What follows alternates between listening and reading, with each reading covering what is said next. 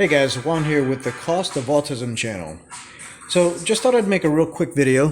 One of the things that a lot of you guys are dealing with, as well as myself, is this homeschooling thing. And so one of the problems that I had is I had this little tiny desk that had a piece of junk shelf that was just barely enough for a keyboard. And of course, if Jonathan had like some sort of writing assignment, just barely enough room to write anything on in here. So really, really bad for, like a school desk or anything. So luckily, it was actually falling apart, and this thing fell off of the bottom of it. And so I went ahead and just took this whole piece off. And what I did was I replaced that piece of wood with this piece of wood, basically just a piece of poplar that I cut to the same width but about twice the depth.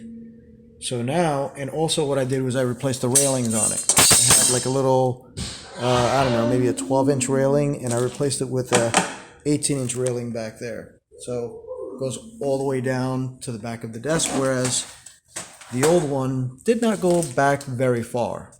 So now I've got this fairly large area here that Jonathan's able to utilize to write on. Just to give you an example, when I put the keyboard on here, still have plenty of space here. As a matter of fact, I could take this and like tilt it to the side and still have plenty of room for writing. So very inexpensive repair. The railings themselves I picked up at Home Depot for about maybe, I don't remember exactly, but it was definitely less than $10. As a matter of fact, it was probably less than $5. I just don't remember exactly what I paid for them, because I bought it a few weeks ago when I first saw that this was starting to fall apart. And then the wood itself is very inexpensive.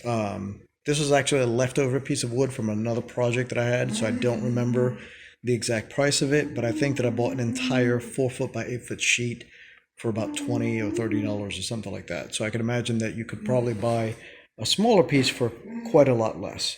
So probably just going to go ahead and maybe get like some like a little plastic molding and put it on the edge, and probably get like a sheet of laminate or something to make this a little bit smoother, and also because this is a porous surface, future-proof it. So